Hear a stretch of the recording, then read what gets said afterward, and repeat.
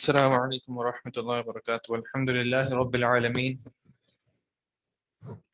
والصلاة والسلام على سید الانبیاء والمرسلین اما بعد اعوذ باللہ من الشیطان الرجیم بسم اللہ الرحمن الرحیم رب اشرح لي صدری ويسر لي امری واحلل عقدۃ من لسانی يفقهوا قولی رب زدنی علما اللهم انا نسألك علما نافعا ورزقا طیبا وعملا متقبلا اما بعد. جی پچھلی کلاس کے حوالے سے کیا یاد ہے، کیا ہم نے ڈسکس کیا تھا؟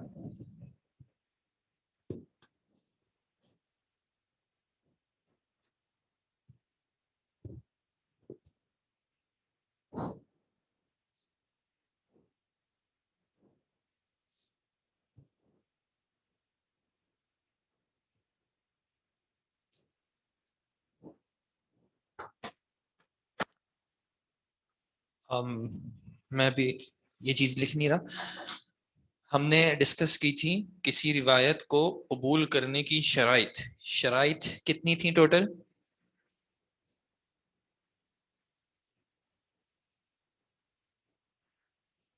شرائط کتنی تھی؟ وعلیکم السلام. شرائط کتنی تھی؟ پانچ شرائط تھی. کون کون سی؟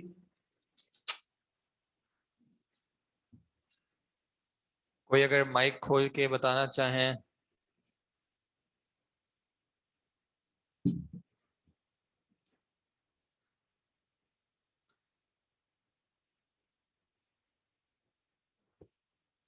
آپ اپنے آپ کو انمیوٹ کر کے اگر بتا سکیں کون کون سی شرائط تھیں.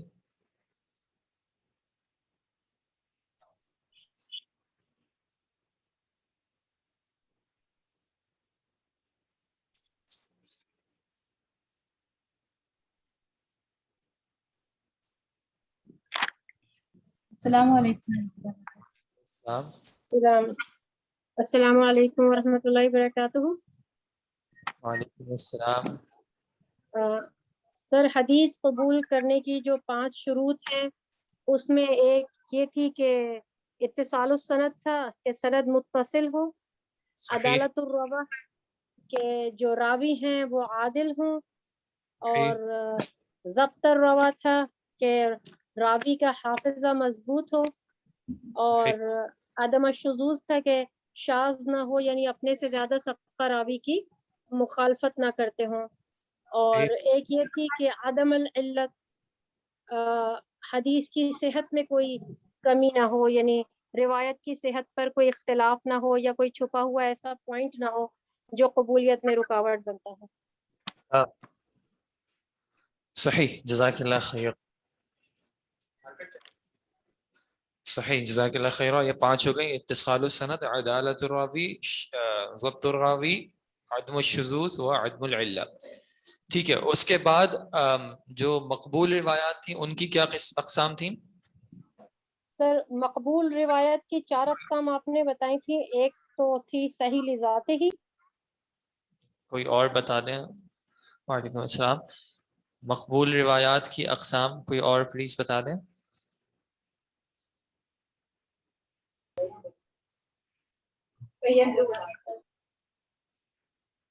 صحیح لذاتی، صحیح لغیرہ، حسن لذاتی، حسن لغیرہ. صحیح لذاتہ، صحیح لغیرہ، حسن لذاتہ اور حسن لغیرہ. اور ان میں کیا فرق ہوتا ہے؟ سر میں بتا سکتا ہوں؟ جی بالکل. سر صحیح لذاتی ہی وہ حدیث ہوتی ہے جس میں حدیث کی 5 شرائط پوری ہوں. صحیح. اور صحیح لغیرہ ہی میں وہ روایت ہے جس میں کسی راوی کا حافظہ ذرا سا، یعنی ضبط میں ذرا سی معمولی کمی ہو، لیکن اسی روایت کو یا اسی حدیث کو کوئی اور حسن، اسی طریقے کی حسن حدیث سپورٹ دے رہی ہو. تو یعنی اگر حسن کو حسن سپورٹ دے گی تو ہم اسے صحیح کے درجے پہ لے جا کے صحیح لغیرہ ہی کہہ دیں گے کہ یعنی اس میں باقی 4 شرائط پوری ہو رہی ہیں، لیکن ضابطے کی شرط جو ہے وہ ایک اور حسن حدیث سے سپورٹ کے ذریعے مل رہی ہے. صحیح. حسن لذاتے ہی میں یہ ہوتا ہے کہ حافظے کی خرابی زیادہ ہوتی ہے تو وہ حدیث صرف یہ ہے کہ اس میں صرف حافظے کی جو خرابی ہوتی ہے وہ معمولی سی ہوتی ہے، لیکن باقی حدیث کی شرائط پوری ہو رہی تھی اور اس کو کوئی اور سپورٹ نہیں مل رہی ہوتی، اس لیے اسے کہتے ہیں حسن لذاتے ہی، کیونکہ اس میں صرف ایک کمی ہے، باقی 4 شرائط پوری ہو رہی ہیں. صحیح. اور حسن لغیرہ میں کوئی ضعیف حدیث ہوتی ہے جس کو کسی اور ضعیف حدیث یا حسن حدیث یا صحیح حدیث سے سپورٹ مل جائے تو ہم اس کو صحیح کے درجے پہ اس لیے نہیں لے جاتے کیونکہ اس میں حافظے کی خرابی حسن سے زیادہ ہے یا کوئی اور خرابی ہے، لیکن سپورٹ ملنے کی وجہ سے ہم اسے حسن کے درجے پہ لے جا کے حسن لغیرہ ہی کہہ دیتے ہیں۔ لیکن یہ ضعیف کس وجہ سے ہونی چاہیے؟ سر یہ ضعیف جو ہے اس میں یا تو ضابطہ زیادہ خراب ہے، ٹھیک ہے، یعنی اس کے ضابطے کی خرابی، تعلق ہے وہ اس کے ضابطے کی ہی بنیاد پہ ہو، ضابطہ جو ہے وہ کمزور ہو جس کی وجہ سے وہ ضعیف ہو۔ ٹھیک ہے جی، کیونکہ جزاک باقی شرائط پوری ہوئی ہیں، اتصال سند اگر اس پہ خراب ہو جائے گی تو ہم پھر بالکل قبول نہیں کر سکتے کیونکہ یہ سب سے پہلی اور سب سے اہم شرط۔ ٹھیک ہے جی، جزاک اللہ خیرہ۔ اس کے بعد پھر ہم نے دیکھی تھی مردود روایات۔ مردود روایات میں سے پہلے ہم نے دیکھا تھا کہ اگر اتصال السند میں جو ہے وہ بریک آ رہا ہو تو پھر اس کے حوالے سے ہم نے کچھ ہیڈنگز ڈسکس کی تھیں۔ آج مجھے کوئی 2 احادیث بتائیں۔ حدیث نمبر کون سا؟ وعلیکم السلام۔ حدیث نمبر کیا؟ 50۔ حدیث نمبر 50، کتاب کون سی؟ 51۔ بس بس بس بس بس بس نہیں، سنن نسائی حدیث نمبر 50 جی 15 نہیں، اب 50 ہو چکا ہے۔ سنن نسائی کی حدیث نمبر 50 کی سند بتائیں جی۔ سنن نسائی حدیث نمبر 50 اس کی سند۔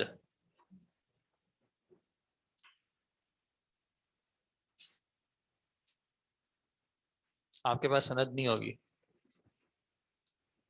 ان نوٹس میں سند نہیں ہوگی۔ سند سرچ کر کے بتائیں۔ حدیث سنن نسائی حدیث نمبر 50۔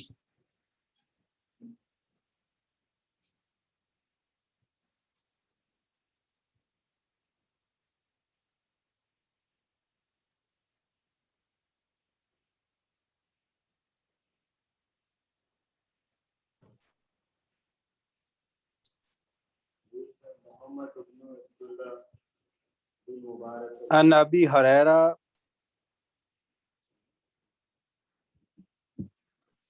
نبی ہریرہ سے کون سا ہے؟ شیخ میں بتاؤں؟ اچھا یہ حدیث ہم پہلے اتفاق کر لیں، حدیث کون سی ہے؟ ان النبی صلی اللہ علیہ وسلم توضأ فلما استنجى دلک یدہ بالارض، یہ والی حدیث صحیح جی۔ سند بتائیں جی۔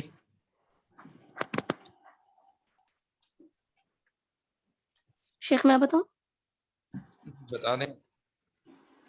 جی، اخبرنا محمد بن عبد الله بن المبارك المخرمي قال حدثنا تھوڑا آرام سے، تھوڑا آرام سے ساتھ وكيع. تھوڑا آرام سے ساتھ جی، اخبرنا محمد بن عبد الله بن محمد بن عبد الله بن المبارك وہ میں پورا نہیں لکھ رہا، پھر المبارك المخرمي صحیح قال حدثنا وكيع حدثنا وكيع عن شريك عن شريك عن إبراهيم عن إبراهيم ابن جرير إبراهيم بن جرير ابن جرير عن أبي زرعة عن أبي زرعة عن أبي هريرة عن أبي هريرة رضي الله عنه أن النبي صلى الله عليه وسلم النبي صلى الله عليه وسلم توضأ. پھر ان کا فعل ہے یا قول ہے؟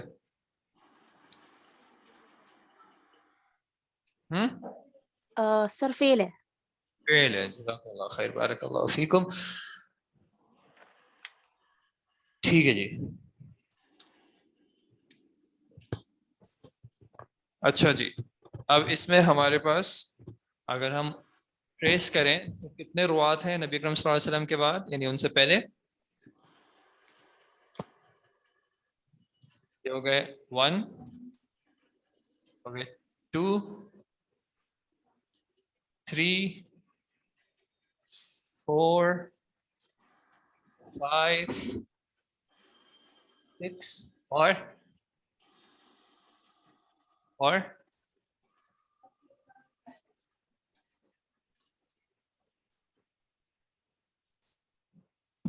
یہ ہو گئے 7. ٹھیک ہے. امام نسائی بیان کر رہے ہیں کہ اخبارنا محمد بن عبداللہ. صحیح. اس حدیث میں کیا ہو جائے تو یہ روایت مرسل بن جائے گی؟ اس حدیث میں بتائیں کیا ہو جائے تو یہ روایت مرسل بن جائے گی. سر اگر ان ابی زریرہ رضی اللہ تعالی عنہ ابو ہریرہ رضی اللہ عنہ کو ڈراپ کر دے. یا آپ مائک میں نہیں کہتی نا، اس وجہ سے یہ ہوتا ہے. جی بارک اللہ فیکما. عن ابی زرعہ تھا، اگر یہ کہیں اور یہاں پہ یہ بات ڈراپ ہو جائے اور آیا عن ابی زرعہ تھا ان النبی صلی اللہ علیہ وسلم، یعنی صحابی جو ہے وہ سند میں سے ڈراپ کر دیے جائیں تو یہ ہو جائے گی مرسل. ٹھیک ہے جی. اگر تابعی جو ہے وہ ڈائریکٹ اللہ کے نبی صلی اللہ علیہ وسلم سے روایت کریں تو یہ ہو جائے گی مرسل. اور یہ روایت دوسری کون سی پڑی تھی مرسل کے علاوہ انقطاع؟ اور کون سی؟ اس کو ایک سیکنڈ. معلق. دوسرا معلق. یہ حدیث معلق کیسے ہو سکتی ہے؟ اگر امام نسائی رضی اللہ رحمت اللہ علیہ کوئی بھی راوی کو ڈراپ کر دے جو ہے وہ اس میں سے کون سے راوی ڈراپ کریں؟ ایک کوئی بتائیں کون سے نمبر کے راوی ڈراپ کریں تو یہ معلق بن جائے. محمد بن عبداللہ. ٹھیک ہے. اگر نمبر 6 کو ڈراپ کر دیں، اگر امام النسائی کہیں قال حدثنا وکیع، ٹھیک ہے، اور یہ والے راوی ڈراپ ہو جائیں تو یہ معلق بن جائے گی کیونکہ محدث کی سائٹ سے انقطاع آ رہا ہے. یا پھر ان دونوں کو بھی ڈراپ کر دیں یا پھر ان کو ڈراپ کر، یعنی یہاں سے ڈراپ کرتے کرتے کرتے کچھ جتنا بھی ڈراپ کر دیں یہ معلق رہے گی. ٹھیک ہے. اس کے بعد کون سی تھی؟ معضل. کوئی دو آپشن بتائیں کس طرح معضل بن سکتی ہے. ابراہیم بن جریر اور جب لگا تھا. صحیح. اگر ہم نمبر 3 اور نمبر 2 کو ڈراپ کر دیں تو یہ معضل بن جائے گی کیونکہ اس میں دو راوی جو ہیں وہ لگاتار جو ہیں وہ ڈراپ ہو رہے ہیں. یہ ایک طریقہ ہو گیا. اور دوسرا کیا طریقہ ہو سکتا ہے؟ اگر 4 اور 3 ڈراپ ہو جائیں یا 5 اور 4 ڈراپ ہو جائیں یا پھر 5 4 3 یہ تینوں ڈراپ ہو جائیں تو یہ لگاتار جو ہے وہ ڈراپ ہوگا معضل. ٹھیک ہے. پھر اس کے بعد آخری تھی منقطع. کوئی دو طریقے بتا دیں جس سے یہ منقطع ہو جائے. اگر محمد بن عبداللہ اور ابی زرع کو ڈراپ کر دیں تو اگر محمد بن عبداللہ ہوں گے تو ویسے تو وہ معلق کی کیٹیگری میں آ جائے گی. بٹ اس کے علاوہ اگر ابھی سیف سائڈ پہ ہونے کے لیے اگر وکی ہٹ جائیں تو منقطع ہو گئی. اگر وکی کے ساتھ ابی زرع بھی ہٹ گئے تو بھی منقطع رہے گی. اگر وکی رہے شریک ہٹ گئے تو منقطع ہو گئی.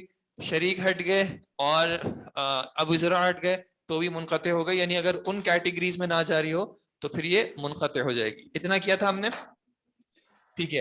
اور یہ سارے جو اسقاط ہیں یہ ہم کہہ رہے ہیں کہ یہ سارے ظاہر ہیں. ٹھیک ہے. یعنی ظاہری طور پہ ہمیں دکھ جائے کہ یہ حدیث یہ سند میں جو ہے وہ انقطاع آ رہا.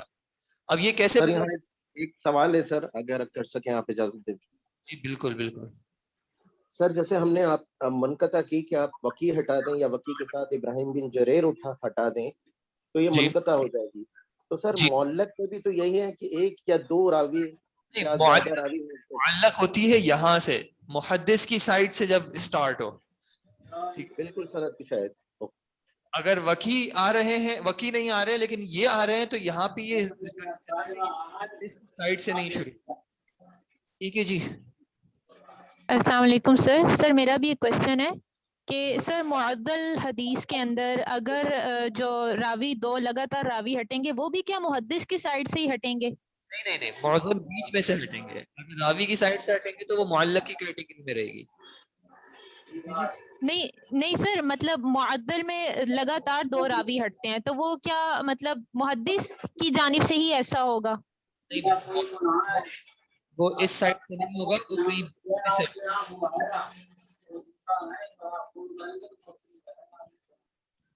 وہ بیچ میں سے ہوگا. معضل میں مثال کے طور پہ اگر چوتھے اور پانچویں گر گئے، یہ اپنی جگہ پہ رہیں، چوتھے اور پانچویں کا ذکر نہ ہو، یا چوتھے اور تیسرے کا ذکر نہ ہو، یا ان تینوں کا ہی ذکر نہ ہو، یا سیکنڈ اور 3 کا ذکر نہ ہو، یہ کنٹینیوس ہیں. یہاں سے اگر بریک آنا شروع ہوگا تو وہ معلق ہو جائے گی. ٹھیک ہے جی. اچھا، یہ سارے جو سخت ہیں، یہ ہم نے کہا تھا سخت ظاہر ہیں. کس طرح پتہ چلتا ہے کہ ایک حدیث جو ہے وہ سخت ظاہر ہے؟ ٹھیک ہے، جس طرح ہم پڑھ رہے ہیں ایک فن مصطلح الحدیث، اس طرح ایک اور فن ہے علم الرجال. علم الرجال کو علم الرجال کیوں کہا جاتا ہے؟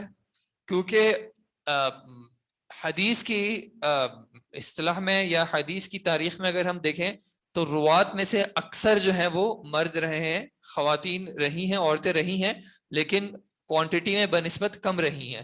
تو الاغلبیہ علی الاغلبیہ، اغلبیت کی بنیاد پر مردوں کا نام استعمال ہو جاتا ہے.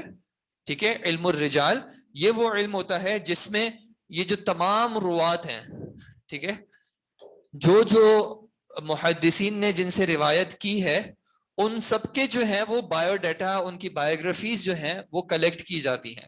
یہ فن ہوتا ہے علم الرجال کا، کہ مثال کے طور پہ اگر یہ راوی ہیں تو ان کا پورا بایو ڈیٹا بتایا جائے.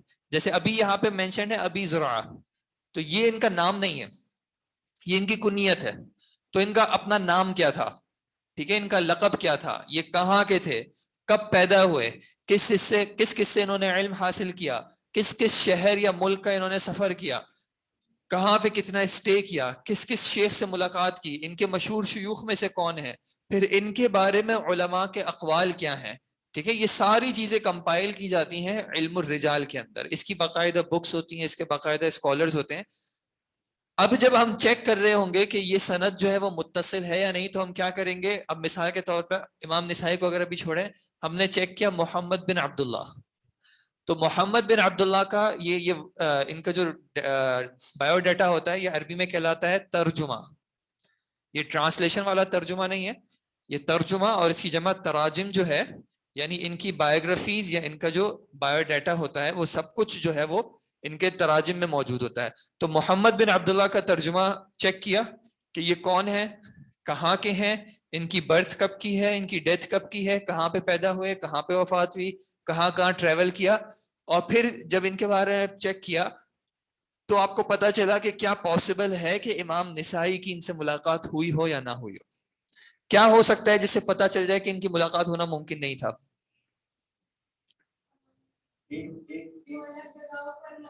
ٹھیک ہے، جہاں پہ محمد بن عبداللہ بیسڈ ہوں، امام نسائی نے کبھی وہاں کا سفر نہ کیا ہو، یا یہ دونوں کبھی ایک شہر میں جمع ہی نہ ہوئے ہوں. ٹھیک ہے، ایک یہ کہ یہ ہم عصر نہ ہو، یہ ایک ورڈ ہے معاصرت. عصر کس کو کہتے ہیں؟ ٹائم کو یا زمانے کو. ٹھیک ہے، تو معاصرت کا کیا معنی ہے؟ کہ دونوں ایک زمانے میں موجود ہوں. جیسے ابھی ہم ہیں 2021 میں، تو 2021 میں جو موجود ہے یہ ہم عصر ہے. ٹھیک ہے، اگر ایسا ہو مثال کے طور پہ کہ ان کی وفات، امام نسائی کی وفات پیدائش پتہ ہے کب کی ہے؟ آپ لوگوں کو لکھا ہوگا آپ لوگوں کے پاس. امام 215 جزاکم اللہ خیر. 215 ہجری. ان کی اگر پیدائش ہے، اگر ان کی وفات ہی 214 کی ہو، یا اگر 214 چھوڑیں اگر 216 کی بھی ہو، ٹھیک ہے، وفات، تو کیا امام نسائی کا ان سے حدیث لینا پاسبل ہے؟ نہیں ہے. تو یہ آپ کو ظاہری طور پہ پتا چل گیا کہ یہ پاسبل نہیں ہے. ٹھیک ہے، اس کا مطلب کیا ہے کہ ان کے اور ان کے بیچ میں کوئی نہ کوئی ایسا شخص ہوگا جو کہ یہاں سے مسنگ ہے. تو یہ حدیث کیسی بن جائے گی؟ کون سی؟ معلق. معلق. معلق.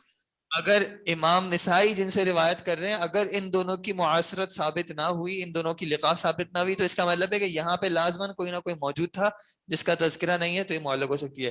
لیکن اگر آپ نے بایو ڈیٹا چیک کیا اور پتا چلا کہ ان کی اگر پیدائش 2015 کی ہے اور ان کی وفات مثال کے طور پہ 250 ہجری کی ہے, 250 ہجری, ممکن ہے, ٹھیک ہے, تو ممکن ہے. اب یہ ڈیٹ سے پتا چلا, معاصرت ممکن ہے. ہم اثر ہیں. پھر چیک کیا کہ جس شہر میں وہ تھے اس شہر میں یہ گئے ہیں, یا پھر کسی اور نے ان کو دیکھا ہے, دوسرے اس وقت کے جو محدثین تھے, علماء تھے, ائمہ تھے, وہ بتا دیتے ہیں, یا پھر ان کے کوئی اسٹوڈنٹ ہوتے ہیں وہ بھی اس بات پہ گواہی دیتے ہیں کہ امام نسائی جو ہے وہ ان کے پاس گئے ہوئے ہیں, یا انہوں نے اپنی کوئی کتاب جو ہے وہ ان کو دی ہوئی ہے یا اجازت دی ہوئی ہے, یا لکھ کے انہوں نے اجازت دی ہے کہ بھائی میں آپ کو اجازت دیتا ہوں, جیسے سند وغیرہ اگر ہوتی ہیں تو ٹھیک ہے. تو یہ اس بنیاد پہ چیک کیا جاتا ہے کہ یہ معاصرت اور سماع, یہ تین چیزیں ہیں. کیا تین چیزیں ہیں؟ لقاء, بلکہ معاصرت, لقاء اور سماع. معاصرت, عربی معاصرہ, لقاء اور سماع. ان تینوں میں فرق کیا ہے؟ سیما, معاصرت ہم زمانہ ہونا, معاصرت ہم اثر, ہم زمانہ ہونا, ہم اثر ہونے لقاء سے, ملاقات. اچھا, ہم اثر ہونے سے لقاء اور سماع ثابت ہو جاتی ہے کیا؟ نہیں ثابت ہوتی. ٹھیک ہے جی. نہیں, معاصرت, صرف محض معاصرت سے لقاء اور سماع ثابت نہیں ہوتا. اگر لقاء ثابت ہو یعنی کہ ملنا دونوں کا ثابت ہو تو اس سے معاصرت ثابت ہو جاتی ہے, لیکن سیما لقاء بھی ثابت. ثابت نہیں ہوتا. ٹھیک ہے, کہ دو لوگ ملے ہیں ایک جگہ پہ, ایک دوسرے سے ملے ہیں, اس میں یہ چیز ثابت نہیں ہوتی کہ ایک نے دوسرے کو اپنا شاگرد بنا دیا ہے. ٹھیک ہے جی. معاصرت, لقاء, ٹھیک ہے. سماع کا, لقاء کا معنی کیا ہے کہ دو لوگ آپس میں ملے ہیں. ٹھیک ہے, دو لوگ آپس میں مل رہے ہیں, اس کا مطلب ہے کہ وہ ہم اثر ہیں تبھی ملے ہیں. ٹھیک ہے, کوئی ہیلوگرام یا کوئی روحانی کنیکشن اس طرح کا نہیں ہے, جسمانی طور پہ دونوں ایک دوسرے سے ملے ہیں.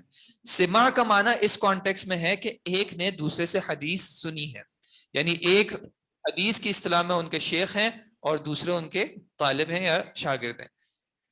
تو ایسا پاسبل ہے کہ دو لوگ ملے ہوں لیکن ان میں حدیث کا مبادلہ نہ ہوا ہو, حدیث کا ایکسچینج نہ ہوا ہو.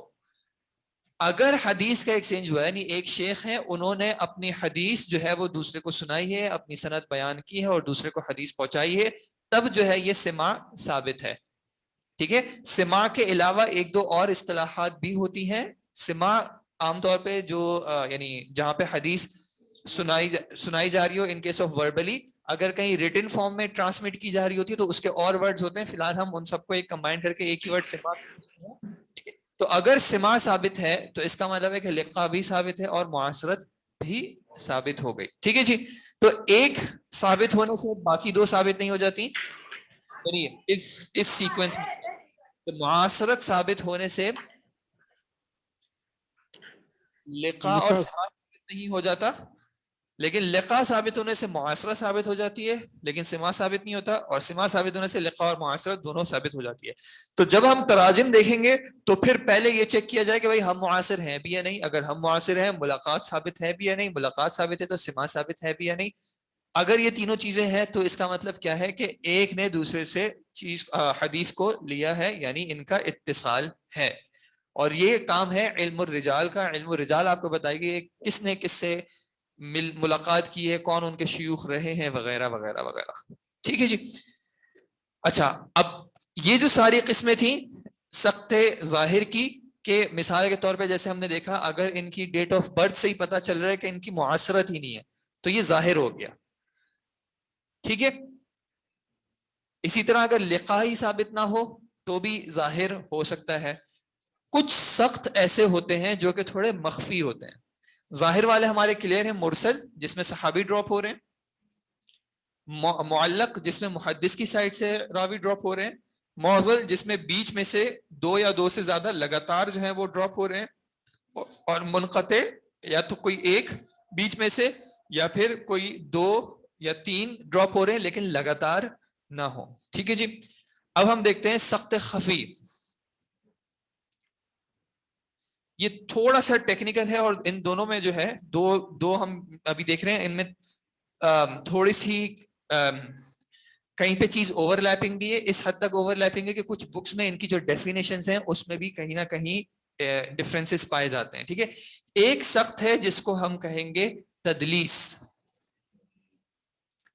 اور دوسرا ہے جس کو کہیں گے مرسل خفی. ٹھیک ہے، اچھا مرسل خفی کو پہلے والی مرسل سے کنفیوز نہیں کرنا ہے، یہ دونوں الگ الگ ہیں. اب اصطلاح والوں نے یہ دونوں مطلب مرسل ہی کے نام سے یوز کیے ہیں، اسلام اس کو چینج نہیں کر سکتے، لیکن کانسیپٹ تھوڑا سا الگ ہے. تو سخت خفی میں ایک ٹائپ ہے تدلیس کی اور دوسری ٹائپ ہے مرسل خفی کی. پہلے ہم تدلیس کو ڈسکس کر لیتے ہیں. ویسے تدلیس کا کیا معنی ہوتا ہے؟ دلس یدلس،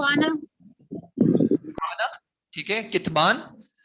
اور اس میں حدیث میں کچھ ایسا ہوتا ہے، سند میں کچھ ایسا ہوتا ہے جس کو کسی وجہ سے جو ہے وہ راوی چھپا رہا ہوتا ہے. ٹھیک ہے، تو اس میں ایک طرح کا دھوکا ہوتا ہے. ٹھیک ہے، ایک طرح کا دھوکا ہوتا ہے. اب تدلیس جو ہے وہ مختلف ٹائپس کی ہے، ہم اس میں سے صرف دو دیکھیں گے. ایک ہے تدلیس الاسناد اور دوسری ہے تدلیس الشیوخ. تدلیس الشیخ بھی کہہ سکتے ہیں، شیوخ بھی کہہ سکتے ہیں. ٹھیک ہے، یہ والی پہلے میں بتا دیتا ہوں، یہ ریلیٹیولی آسان ہے، اس میں تھوڑی کمپلیکیشن ہے. تدلیس الشیوخ کیا ہوتی ہے؟ مثال کے طور پہ اگر میں نے اپنا علم حاصل کیا ہے شیخ عبید سے، میں نے حدیث ان سے پڑھی ہے، ٹھیک ہے، میرے صرف ایک ہی استاد رہے ہیں اور میں نے ساری حدیث ان سے پڑھی ہے، تو اب میری ہر حدیث میں کیا آ رہا ہوگا؟ حدثنی شیخ عبید، اخبرنی شیخ عبید، سمعت من شیخ عبید. ٹھیک ہے، کہ میں نے ان سے سنا، انہوں نے مجھے بتایا، انہوں نے مجھے بتایا. اب اس میں کیا ہوگا؟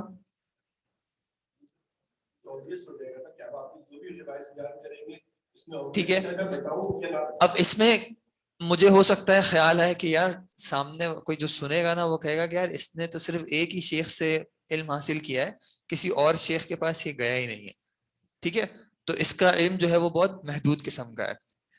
تو اب اگر میں کہوں شیخ عبید، ٹھیک ہے، سمعت من ابو عبداللہ، سمعت من عبداللہ. اب میں نے کیا کیا؟ شیخ عبید کو، یا میں نے کہہ دیا سمعت من شیخ معہد سلفی. ٹھیک ہے، میں نے کیا کیا؟ انہی شیخ، اسی شخص کا، انہی شیخ کا یا تو کوئی اور نام یا کوئی اور کنیت یا کوئی اور لقب، کوئی جنیرک ورڈ یوز کر لیا، لیکن عام طور پہ جنیرک کے بجائے ان کی کوئی اور کنیت یا ان کا کوئی اور لقب یا کسی اور وصف سے ان کا نام مینشن کیا. یہ عام طور پہ وہ لقب ہوتا ہے جس سے وہ مشہور نہ ہو. ٹھیک ہے، کیونکہ اگر مشہور ہوں گے تو کیا ہو جائے گا؟ تو پتہ چل جائے گا کہ یہ وہی والے ہیں. ٹھیک ہے، تو جیسے مثال کے طور پہ کنیت عام طور پہ کس پہ رکھی جاتی ہے؟ بچوں پہ، عام طور پہ پہلی جو اولاد ہوتی ہے اس پہ، ٹھیک ہے، یا پھر پہلے بیٹے پہ. ٹھیک ہے، اب اگر وہ اس نام سے پہلے ہی مشہور ہیں تو میں نے کیا کیا؟ میں نے ان کے سیکنڈ بچے کا نام بتا دیا. ٹھیک ہے، کہ ابو اور ان کے سیکنڈ بیٹے کا نام. اب کیا ہے؟ اب سننے والے کو کیا لگے گا کہ یہ کوئی اور شخص ہے.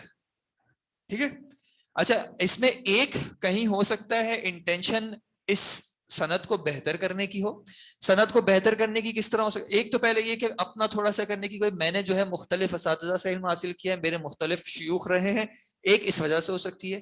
ایک اس وجہ سے بھی ہو سکتی ہے کہ اگر مجھے پتا ہو کہ ان شیخ میں کچھ ایسا عیب ہے کہ اگر میں نے ان کا نام لیا تو وہ میری حدیث جو ہے وہ رد کر دی جائے گی، تو میں کسی ایسے نام سے ظاہر کر دوں جس سے لوگوں کو پتہ نہ چلے اور سند جو ہے وہ مقبول ہو جائے. ایک یہ بھی وجہ ہو سکتی ہے. ایک یہ بھی وجہ ہو سکتی ہے کہ کسی وجہ سے جس شیخ سے میں روایت کر رہا ہوں ان کو مثال کے طور پہ حاکم نے منع کیا ہوا ہے کہ آپ حدیث بیان نہیں کریں گے، اور اب اگر میں نے بیان کیا کہ انہوں نے مجھے بتایا ہے تو ان کے اوپر بات آ سکتی ہے. ٹھیک ہے، یعنی ان کو پکڑا جا سکتا ہے. تو اس نیت سے بھی ہو سکتا ہے کہ میں جو ہے اپنی سند کو خراب نہ کروں. خراب نہ کروں مطلب ہے میں جھوٹ نہ بولوں، میں سچ بھی بیان کر رہا ہوں لیکن ایسی طریقے سے سچ بیان کر رہا ہوں کہ ان کے اوپر مشکل نہیں آ رہی. یہ بھی وجہ ہو سکتی ہے. ٹھیک ہے، تو مختلف وجوہات کی وجہ سے تدلیس الشیوخ کی جا چکی ہے. یہ ایک پھر بھی کم درجے کا یعنی ایک طریقے سے اس کانٹیکس میں ایک گناہ تو ہے, ایک جرم تو ہے, لیکن پھر بھی کم درجے کا جرم ہے. ٹھیک ہے, نہیں بہت زیادہ کامن بھی نہیں ہے اور بہت زیادہ ریئر بھی نہیں ہے. کچھ ایسے روات ہیں جو کہ تدلیس کے لیے مشہور ہیں, ان میں کہہ رہا ہوں کچھ روات ہیں جو کہ مشہور ہیں کہ انہوں نے اس طرح کیا ہے. ٹھیک ہے, لیکن مدلس راوی جو ہے وہ ہر وقت جو ہے بہت یعنی ایسا نہیں ہے کہ بالکل ہی ان کی احادیث کو رد کر دیا گیا ہے. ان کے بارے میں جب پتہ چل گیا کہ یہ تدلیس کرتے ہیں تو پھر ان کی احادیث کو سارٹ آؤٹ کر دیا جاتا ہے کہ, اور اس کے کچھ رولز ہوتے ہیں کہ جب یہ اس طرح کہیں تو پھر جو ہے آپ نے ان کی بات کو ایکسیپٹ کرنا ہے. خیر, تدلیس الشیوخ کیا تھی کہ اپنے شیخ کو ایسے بیان کر رہے ہیں کہ وہ پتہ نہ چلے کہ یہ کون ہے. ٹھیک ہے جی. تدلیس الاسناد کیا ہوتی ہے؟ اب وہ مسئلہ جو کریں گے وہ سند میں, اب ایک شخص کے ساتھ نہیں ہو رہا ہوگا. تھوڑی دیر میں آپ لوگوں کو میوٹ کر رہا ہوں, بعد میں پھر میں آپ کو ان میوٹ کی اجازت دے دوں گا. جزاکم اللہ خیر. تدلیس الاسناد میں کیا ہوتا ہے, میں یہ اس کو میں اریز کر رہا ہوں, بعد میں انشاءاللہ موڑ سے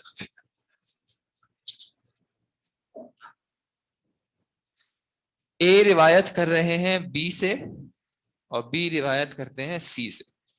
ٹھیک ہے, اب تدریس کی مختلف صورتیں ہو سکتی ہیں, پرپس سب کا سیم ہے.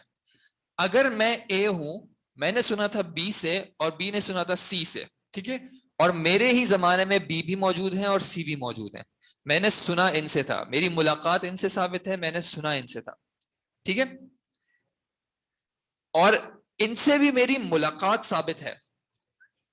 ٹھیک ہے, اب یہ مختلف اس کی صورتیں ہو سکتی ہیں. میں پہلے ایک صورت بیان کر رہا ہوں کہ میرے ہی زمانے کے ہیں سی, میں ان سے ملا بھی ہوں. ٹھیک ہے, اور میں نے ان سے کچھ حدیثیں سنی بھی ہیں, یعنی میں ان کا بھی اسٹوڈنٹ ہوں, میں ان کا بھی اسٹوڈنٹ ہوں. ٹھیک ہے, مسئلہ کیا ہے کہ ان میں ایک ڈیفیکٹ ہے, ان میں ایک ایشو ہے. مثال کے طور پہ ان کا حافظہ کمزور ہے, مثال کے طور پہ ان کو کوئی بیماری آ گئی تھی جس کی وجہ سے ان کا میموری لاس شروع ہو گیا. اب میرے پاس ایک پرٹیکولر حدیث ہے, ٹھیک ہے, ایک حدیث ہے جو میں نے سنی کن سے ہے, ان سے ہے, لیکن چونکہ میری ان سے لقاء, ان سے معاصرت بھی ثابت ہے, لقاء بھی ثابت ہے, سماع بھی ثابت ہے, تو میں کیا کرتا ہوں اپنی اس سند کو بہتر بنانے کے لیے میں ان کو بیچ میں سے حذف کر دیتا ہوں اور میں کہہ دیتا ہوں کہ میں نے سنا تھا ان سے اس حدیث کو. اچھا, اب عام طور پہ جب یہ کیا جاتا ہے تو پھر یہ اس طرح نہیں کیا جاتا کہ یہ ظاہر ہو, بلکہ کس طرح کیا جاتا ہے, اس کے ذریعے کیا جاتا ہے. ٹھیک ہے, کہ میں کہہ دوں عن سی کہ ان سے خبر آئی ہے, تو بات سچی ہے, ان سے خبر آئی ہے, وہ الگ بات ہے کہ ان سے ہوتی بھی آئی تھی, لیکن یہ چیز میں نے ذکر نہیں کی, میں نے صرف یہ کہہ دیا عن. اب اس میں کیا ہے, اس میں احتمال ہے سماع کا, لیکن صراحت نہیں ہے.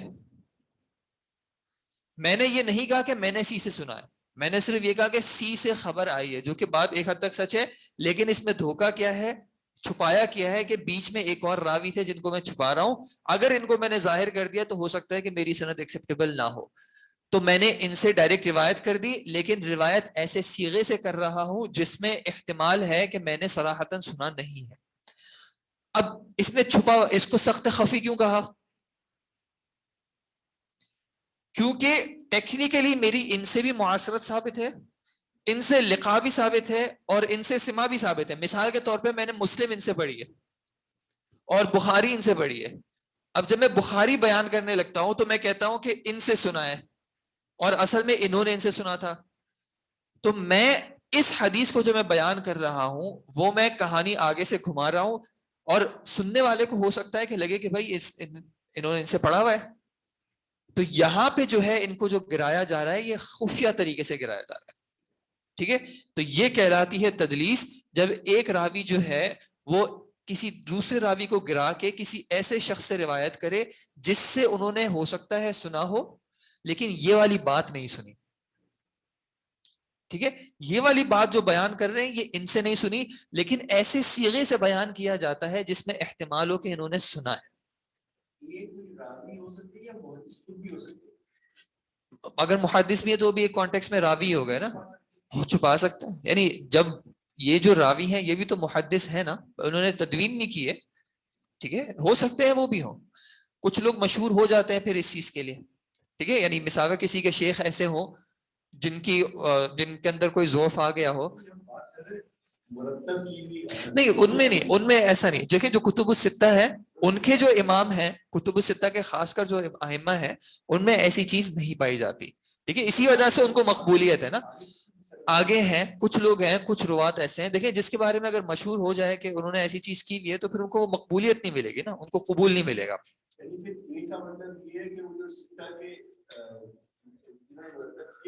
ان میں نہیں ہوتے, یہ عام طور پہ بیچ میں, سند میں کہیں بیچ میں ایسا ہو رہا ہوتا ہے, ٹھیک ہے, سند میں کہیں بیچ میں ایسا ہو رہا ہوتا ہے, ٹھیک ہے. دیکھیں اچھے برے لوگ ہر جگہ پہ ہوتے ہیں, ٹھیک ہے, اور جیسے میں نے کہا کہ تدلیس میں کہیں نہ کہیں ایک نیت اچھی بھی ہوتی ہے کہ بھائی یہ حدیث مجھے پتا ہے صحیح ہے, لیکن اگر میں ان سے روایت کروں گا تو ہو سکتا ہے کہ وہ لوگ جو ہے ایکسیپٹ نہ کریں, تو اس لیے میں نے جھوٹ بھی نہیں بولا, لیکن میں نے گھمائی ایسی کہ کسی کو پتہ نہ چلے. لیکن بعد میں جب یہ چیزیں ظاہر ہوئی تو پھر یہ مدلسین کا ایک یعنی ان کا ریکارڈ رکھا گیا کہ بھائی انہوں نے تدلیس کی ہے, انہوں نے یہاں پہ تدلیس کی, ٹھیک ہے. اب یہ اس کو سخت خفی کیوں کہا جا رہا ہے, کیونکہ یہ ظاہری طور پہ بریک نہیں آتا. ظاہری طور پہ دیکھیں گے تو یہ سند جو ہے متصل ہی لگے گی, لیکن کہیں نہ کہیں ایک چیز چھپی ہوئی تھی. اب یہ چھپی ہوئی چیز جو ہے کہیں پہ اس کو جو ہم نے علت القادحہ ڈسکس کیا تھا کہ یہ چھپا ہوا علت ہو سکتی ہے, یہ چھپی ہوئی علت ہو سکتی ہے جو ظاہری طور پہ نہ دیکھے. کوئی محدث جب ان پہ ڈیٹیل ریسرچ کرے گا تو ان کو پتا چلے گا, ٹھیک ہے.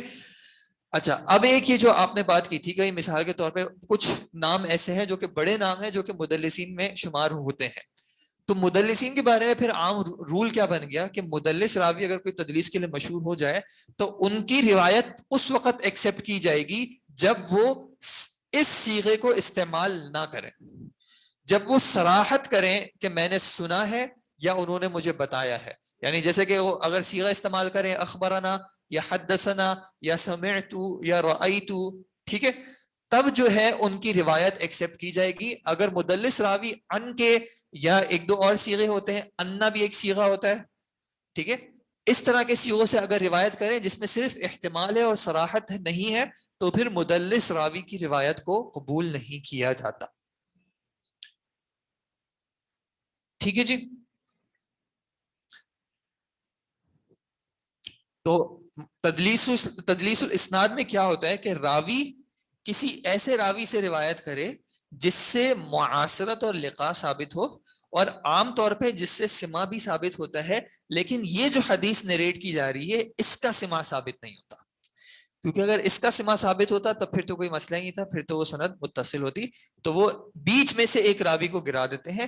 یہ عام طور پہ تبھی ہوتا ہے جب یہ ضعیف ہو, یا پھر جیسے میں نے آپ کو کہا کہ اگر کوئی وجہ ہو جس کی وجہ سے ان کو چھپانا ضروری ہو, جیسے پاس میں ایسا رہا ہے کہ حاکم کی طرف سے کسی شیخ کے اوپر آ گیا کہ آپ نے حدیث نہیں بیان کرنی, تو یہ وجوہات بھی ہو سکتی ہیں, لیکن عام طور پہ کسی ضعف کو چھپانے کے لیے جو ہے اس طرح کا کیا جاتا ہے.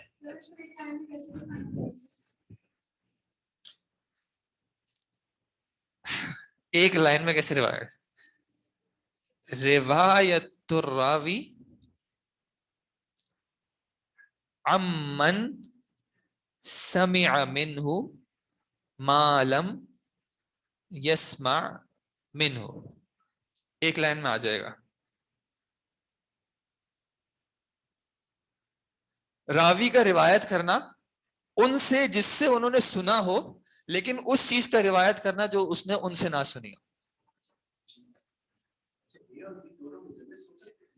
ہو سکتے ہیں مطلب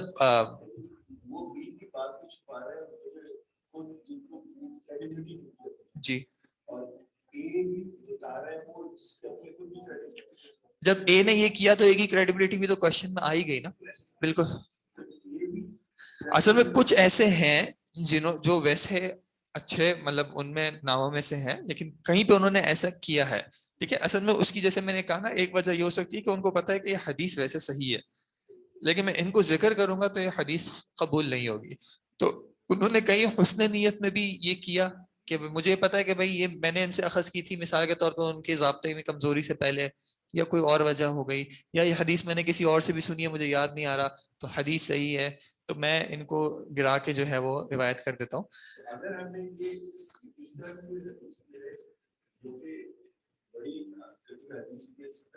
مل سکتی ہے،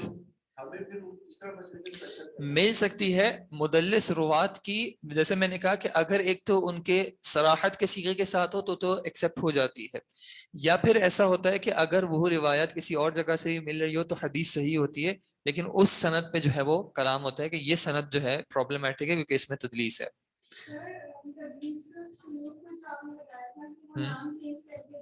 نام چینج کر سکتے ہیں جی.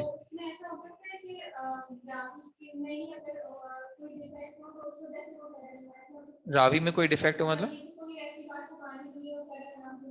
ہاں ہو سکتا ہے، ہو سکتا ہے مشہور اگر ہو گیا کہ یہ سچے نہیں ہیں اور وہ کہہ رہے ہیں اگر میں ان کا سامنے نام بتا دوں گا تو لوگوں کو پتا چل جائے گا کہ میرے پاس تو میں ایسے شخص سے روایت کر رہا ہوں جس کی روایت قبول نہیں کرنی چاہیے، تو وہ نام چینج کر دیں گے. وہ ایسے نام سے بیان کر دیں جن کو آپ ڈھونڈنے لگیں تو آپ کو ملیں گے ہی نہیں کہ یہ کون تھے. ایسا بھی ہو سکتا ہے. یا جیسے لقب ہوتے ہیں مثال کے طور پہ آپ کے یہاں پہ کس کے پاس لقب ہے؟ جیسے جو مدینہ سے پڑھ کے آتے ہیں عام طور پہ وہ اپنے آخر میں مدنی لگا دیتے ہیں، تو اب وہ ویسے مدنی لکھ رہے ہوں لیکن میں نے کہہ دیا لاہوری، تو اب مشہور وہ مدنی اس سے ہیں لیکن ہیں وہ لاہور کے، تو میں نے اگر لاہوری کہہ بھی دیا تو جھوٹ تو نہیں ہے، لیکن اب آپ کو ملیں گے نہیں کہ یہ لاہوری والے کون سے تھے.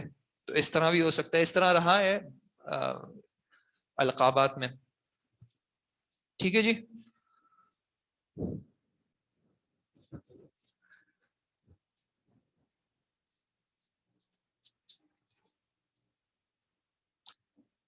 پھر یہ ہو گئے تدلیس جس میں کچھ چھپایا جا رہا ہے. تدلیس الشیخ میں شیخ کو چھپایا جا رہا ہے ایسے طریقے سے کہ لگے کہ یہ کوئی اور ہے. ایک وجہ یہ بھی ہو سکتی ہے کہ وہ دکھانا چاہ رہے ہیں کہ میرے ملٹیپل شیوخ رہے ہیں، یا پھر وہ ان کی جو آئیڈینٹی ہے اس کو بھی چھپانا چاہ رہے ہیں، یہ بھی ہو سکتا ہے. اور ایک ہے اسناد جس میں راوی جو ہے بیچ میں کسی کو ڈراپ کر دیتا ہے اور ایسے راوی سے روایت کرتے ہیں جن سے انہوں نے سنا ہوتا ہے لیکن یہ والی حدیث نہیں سنی ہوتی. ٹھیک ہے جی. جسٹ فار کلیریفیکیشن اس تدلیس کی ڈیفینیشن میں کچھ تھوڑا اختلاف ہے، ٹھیک ہے، لیکن ابھی ہم اس کو اگنور کریں. پوائنٹ اس کہ وہ اس سے روایت کر رہے ہوتے ہیں جس سے انہوں نے یہ حدیث نہیں سنی ہوتی. سملیرٹی نہیں ہے نا. دیکھیں اس میں تدلیس الشیوخ میں وہ اپنے شیخ کا نام بتا رہے ہوتے ہیں، اصل میں بتا رہے ہیں کہ میں نے ان سے سنا ہے. نہیں، اسناد میں وہ ڈراپ کر رہے ہیں. ٹھیک ہے، تدلیس الشیوخ میں وہ بتا رہے ہیں میں نے ان سے سنا ہے، لیکن وہ ایسے نام سے بتا رہے ہیں جو ہاں جیسے آپ کا نام کیا ہے مبشر، آپ کے بیٹے کا نام یا مرتضی. اب آپ کو کوئی ابو مرتضی کے نام سے پہچانتا ہے؟ نہیں. تو میں کہوں کہ میری کلاس میں سلمان صاحب تھے اور پھر میں کہوں میری کلاس سے ابو مرتضی بھی تھے، بات تو سچ ہے لیکن دو لوگ ہو گئے. ٹھیک ہے، تو وہ اس طرح جو ہے وہ چینج کیا جا رہا ہے. ٹھیک ہے.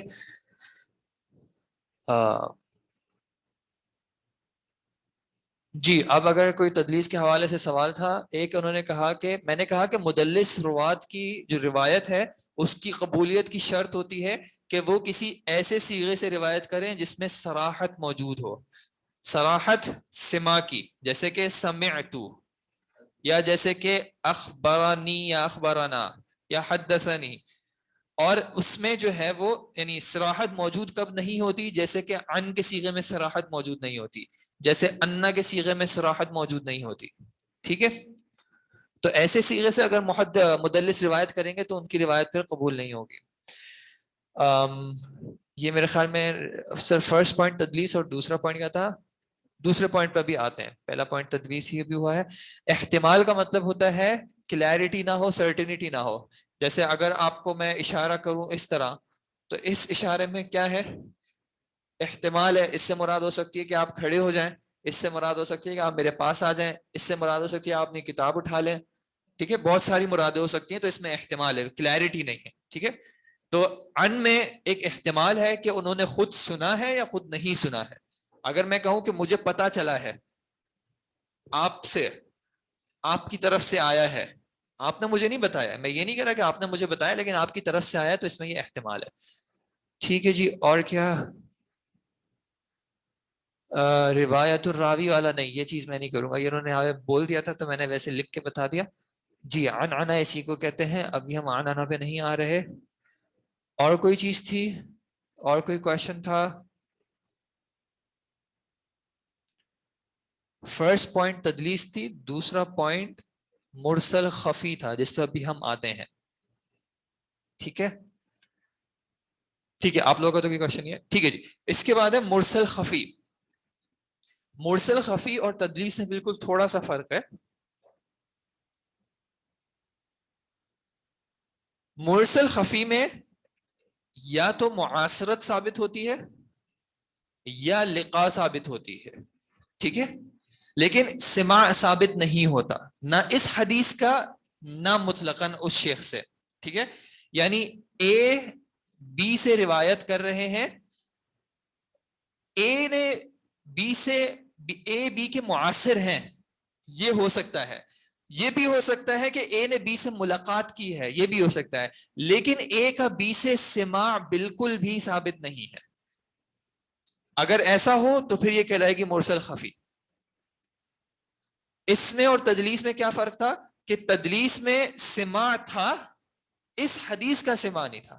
لیکن مرسل خفی میں اس شیخ سے اے کا سماع ثابت ہی نہیں ہے, کسی بھی حدیث کا سماع ثابت نہیں ہے. یعنی یہ ٹیکنیکلی ان کے شیخ رہے ہی نہیں ہیں, یہ صرف یا تو ہم عصر ہیں یا صرف ان کی ملاقات ہوئی ہے, یا دونوں ایک جگہ پہ جمع ہو گئے تھے, یا پتہ چل گیا کہ بھائی یہ بھی زندہ ہے تو میں ان کے نام سے روایت کر دوں. اور ایسے کچھ مشہور کیس ہیں, مجھے ایک قصہ ہے بڑا مشہور, ان کا نام یاد نہیں آ رہا, کہ وہ اپنے ایک ساتھی کے ساتھ مسجد میں آئے, اور مسجد میں ایک شخص جو ہے وہ درس دے رہا تھا, حدیث بیان کر رہا تھا, اور اس حدیث میں انہوں نے ان کا ذکر کیا. ٹھیک ہے, اور وہ پریشان ہوئے کہ میں تو ان کو جانتا ہی نہیں ہوں, یہ مجھ سے کیسے حدیث کی روایت کریں. تو پھر جا کے پوچھا کہ آپ نے کن سے یہ حدیث سنی ہے, تو وہ بتاتا ہے کہ میں نے ان سے سنی ہے, اور یہ اور وہ. کہتے ہیں وہ تو میں ہوں, نہ میں آپ کو جانتا ہوں نہ آپ مجھے جانتے ہو. تو پھر وہ پریشان ہو کے کہا کہ اس نام کا دنیا میں صرف آپ ایک ہی ہیں کیا, اور بھی ہو سکتے ہیں. خیر, تو مرسل خفی میں کیا ہوتا ہے کہ راوی کسی ایسے شخص سے روایت کرتے ہیں جن سے یا تو ان کی معاصرت ثابت ہو, یعنی کہ وہ دونوں ہم زمانہ رہے ہیں, یا پھر ان کی لقاء ثابت ہو کہ وہ ان سے کبھی نہ کبھی ملے ہیں, لیکن ان سے ان کا سماع ثابت نہ ہو کسی بھی چیز کا. ٹھیک ہے, تو اس کو کہتے ہیں مرسل خفی. اب اگر ہم ترجمہ, جو ہم نے کہا تھا کہ ہم اتصال کیسے چیک کرتے ہیں, اگر ہم ترجمے سے چیک کریں کہ بھائی کب پیدا ہوئے وغیرہ وغیرہ, تو معاصرت ثابت ہو جائے گی. اگر ہماری اتصال کی کنڈیشن ویک ہوگی, اور ہم نے کہا کہ بھائی اگر معاصرت ثابت ہو گئی تو بھروسہ کر لیں, تو پھر معاصرت تو ثابت ہو گئی, لقاء بھی ثابت ہو گئی, لیکن انہوں نے حدیث کا سماع نہیں کیا ہے. ٹھیک ہے, تو اس وجہ سے اس کو بھی تھوڑا خفی کہا جاتا ہے, کہ ظاہری طور پہ آپ کو لگے گا کہ بھائی ایک شخص ان کے ہم زمانہ بھی رہا ہے, ملاقات بھی رہی ہے, لیکن جو صحیح بات ہے وہ یہ ہوگی کہ انہوں نے ان سے حدیث نہیں سنی ہے, نہ یہ والی نہ کوئی اور حدیث. اس سے تھوڑا ڈفرینٹ ہے بالکل. اب وہ اصطلاح, جیسے ایک دو اور بھی اصطلاحات ہیں کہ وہ اصطلاح بالکل سیم ہے, لیکن کانٹیکسچوئل اس کا میننگ تھوڑا ڈفرینٹ ہے. ٹھیک ہے, تو اس وجہ سے میں نے پہلے کہا تھا کہ اس مرسل کو اس مرسل سے کنفیوز نہیں کرنا ہے, یہ مرسل خفی جو ہے وہ ایک الگ چیز ہے. ٹھیک ہے جی, نہیں اس کیس میں تو یہ بالکل پرابلم ہے نا, کہ ایسے شخص سے روایت کرنا, اس میں بھی عام طور پہ کیا وہی جا رہا ہوتا ہے کسی ایسے صیغے سے جس میں احتمال ہوتا ہے, لیکن یہاں پہ پرابلم زیادہ ہے. ٹھیک ہے, یہاں پہ پرابلم زیادہ ہے کہ ایسے شیخ سے روایت کریں جس کو انہوں نے سنا ہی نہیں ہے, یا وہ ان کے شیخ ہی نہیں رہے ہیں. تدلیس پھر بھی ہلکا کرائم ہے, یہ زیادہ بڑا کرائم ہے.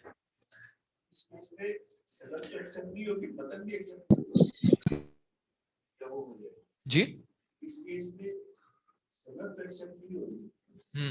متن پھر خارجی امر کی وجہ سے ایکسیپٹ ہو سکتا ہے, کوئی اور وجہ ہو, کوئی اور.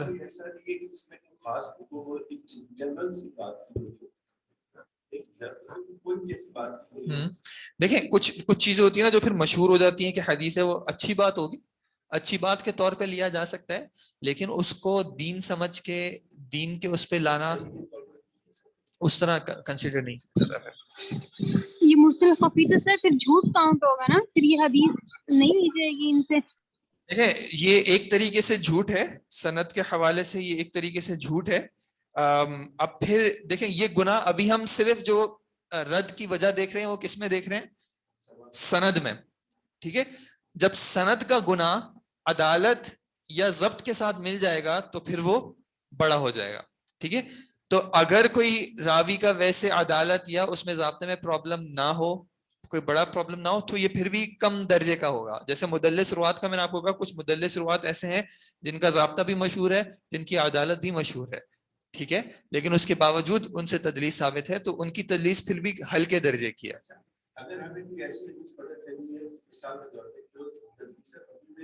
سر تدلیس کی ڈیفینیشن بتا دیجئے جو آپ نے عربک میں لکھی. تدلیس کی ڈیفینیشن جو عربک میں لکھی تھی وہ ریکارڈنگ میں آ جائے گی انشاءاللہ. جی اگر ہمیں کوئی حدیث معلوم ہے, ہاں پتہ ہے کہ یہ اس کیٹیگری سے فال کرتا ہے, ہم اس سے آگے بیان نہ کریں, کسی کو بتانے کے لیے. دیکھیں میں آپ کو بتاتا ہوں. اچھا چلیں, کبھی کبھی ایسا ہوتا ہے کہ کچھ امور میں اختلاف آ جاتا ہے, یا کچھ ایسی معاملات ہوتے ہیں جن میں صراحتاً نص موجود نہیں ہوتی, ٹھیک ہے, تو پھر ایک ورڈ یوز ہوتا ہے استئناساً. استئناس کا کیا مطلب ہوتا ہے؟ ایکسیپشنل نیم, انسیت کے لیے, ٹھیک ہے. مستثنا نہیں, ایک ہوتا ہے استثنیات, ایک ہے استثنا, ٹھیک ہے, یہ ایکسیپشن ہوتی ہے مستثنا کے طور پہ. اور میں کہہ رہا ہوں استئناس, اس کا تعلق ہے انس سے, انسیت سے, ٹھیک ہے. ایسی احادیث سے, ایسی روایات سے جہاں پہ نص موجود نہ ہو, ان سے انسیت حاصل کی جاتی ہے. انسیت کا کیا مطلب ہے کہ ایک محدث یا ایک مجتہد کہتا ہے کہ بھائی یہ معاملہ قرآن و حدیث سے صراحتاً صحیح احادیث سے ثابت نہیں ہے, لیکن وہ روایات جو کم درجے کی ہیں ان میں کہیں نہ کہیں اس طرح کا معاملہ ملتا ہے, تو میرا دل اس طرف زیادہ مائل ہے, میں اس چیز پہ عمل کرتا ہوں استئناساً بالحدیث الضعیف, بالحدیث غیر المقبول, ٹھیک ہے, کیونکہ معاملہ صراحتاً ثابت نہیں. اگر صراحتاً ثابت ہو کسی صحیح حدیث میں تو پھر اس کو نہیں لیا جا سکتا, لیکن اگر کوئی معاملہ ایسا ہو جس میں صحیح حدیث یا قرآن سے واضح دلیل نہ ہو, تو پھر اس طرح کی احادیث سے جو کہ قبول کے درجے سے کم پہ ہوں, استئناساً جو ہے یا فیملیرٹی کے لیے اس کو استعمال کیا جاتا ہے اور روایت بھی کیا جاتا ہے. پھر کچھ معاملات میں جیسے فضائل کا میں نے آپ کو کہا تھا کہ فضائل میں تھوڑا اختلاف ہے, کچھ کہتے ہیں کہ فضائل میں اس طرح کی چیزوں کو بیان کیا جا سکتا ہے, اتنے ایشو کی بات نہیں ہے, کیونکہ وہ انسان کو ترغیب کرانے کے لیے ہوتی ہیں, لیکن اس میں تھوڑا احتیاط کرنا چاہیے. اس کی وجہ یہ ہے کہ کافی موضوع روایات بھی جو ہے نا ان کی بنیاد یہی رہی ہے. یعنی جیسے ایک قول ہے, وہ کہتے ہیں کہ ہم اللہ کے نبی لا نقول الکذب, اس کے یہ وہ الفاظ نہیں ہیں, لیکن وہ کہتے ہیں لا نقول الکذب علی النبی, کہ ہم نبی صلی اللہ علیہ وسلم پر جھوٹ نہیں کہتے. نقول الکذب للنبی, ہم نبی صلی اللہ علیہ وسلم کے لیے جھوٹ کہتے ہیں, کہ یار لوگوں کو ترغیب کریں کہ وہ قرآن پڑھیں, وہ نیک اعمال کریں, تو ہم اس لیے جھوٹ کہہ رہے ہیں. لیکن ظاہر سی بات ہے کہ یہ اپروچ جو ہے وہ ایکسیپٹیبل نہیں ہے, کیونکہ نہ صحابہ سے ثابت ہے نہ سلف سے ثابت ہے. صحیح احادیث میں اور قرآن کے ویسے اتنے اعمال ہیں کہ انسان اپنی زندگی ان پہ ہی چلا لے تو وہ بھی بہت ہیں. اب بھی ہماری کلاس کا ٹائم ختم ہو گیا ہے. یہ جو دونوں چیزیں ہیں یہ انشاءاللہ ہم نیکسٹ کلاس میں ایک بار پھر, کیونکہ ابھی بیچ میں ہمارا 1 ویک کا گیپ آئے گا, تو نیکسٹ کلاس میں ہم ان کو پھر سے ریپیٹ کر لیں گے. ابھی آپ مجھے اجازت دیں, جزاکم اللہ خیر. اور آپ کے جو 1-2 سوال ہیں وہ پلیز آپ کہیں لکھ لیں, انشاءاللہ پھر نیکسٹ کلاس میں ان کو ایڈریس کر لیں گے. السلام علیکم ورحمۃ اللہ.